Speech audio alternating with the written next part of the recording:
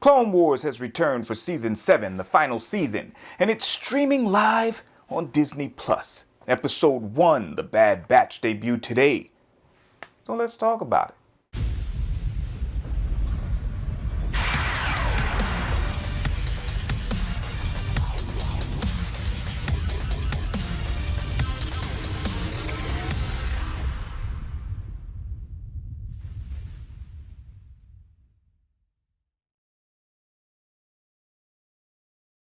Welcome back to the Cave of Wonders, Dreamwalkers. I am your Sith Lord Callous. I am where Star Wars lives. And this is another Rancorous review. And while some thought it would never happen, the Clone Wars has returned. And it almost feels like it never left.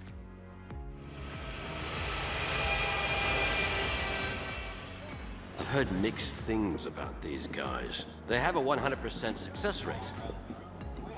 It was back in 2014 when Netflix brought us the end of Season 6, and what we thought at the time was the end of the series.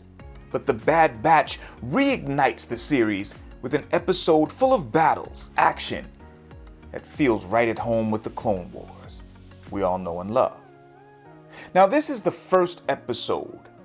It had its ups and downs for me, but there were two very distinct elements about the show that I found exciting.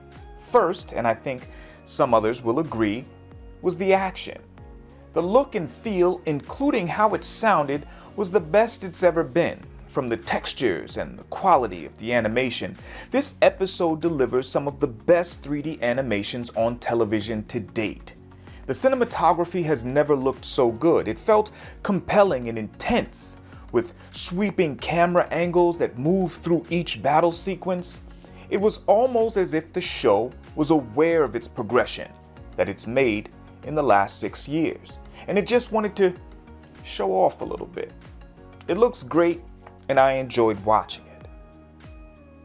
The other new addition to the series, or at least to this episode, are the officially designated Clone Force 99, or as they affectionately refer to themselves as the Bad Batch. They are an elite force of clone troopers genetically mutated during the cloning process. Now, this is an idea that we've seen before back in the 3rd season, the one difference being that the clone from the 3rd season, also referred to as Bad Batcher, or I think he was designated 99, he was a defective clone and was forced to work maintenance, while the abnormalities of these new clones seem to give them superhuman abilities, like the mutants, quite frankly. One has enhanced strength, the other, he has enhanced intelligence. There are 4 of them in total, and together their abnormalities make them the perfect elite task force. And while this is cool in concept and made for some kick-ass scenes, it raises the question, why weren't these clones considered the normal clones? And the end result for what the Comedians were looking for. And the regs, as the Bad Batches refer to them, why weren't they considered to be the abnormal ones? But in this episode, we got to see the internal conflict Rex is having over losing some good men. He's torn over the loss of Heavy, Echo, and Fives. So the introduction of Squad 99 will offer more character development opportunities for Rex. As the team arrives on Anaxis, they uncover how the Separatist forces have been able to counter the Republic's battle tactics.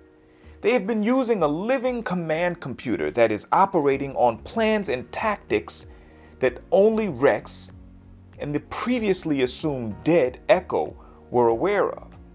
The 2 clones created the maneuvers, so if Echo is indeed alive, Rex will undoubtedly stop at nothing to try to save him. But the chance that he has been turned into some kind of living algorithm, that may just be too much for Rex to deal with. Overall, I enjoyed this episode for what it was, and what it was the reintroduction to the series. It looked great, it sounded great, and has some sturdy legs underneath it. But it wasn't perfect, As I said, the superhuman abilities of the Bad Batch didn't make sense to me as an elite force. It would be more likely that these genetic modifications would have been explored for the entire clone army, not simply a select few.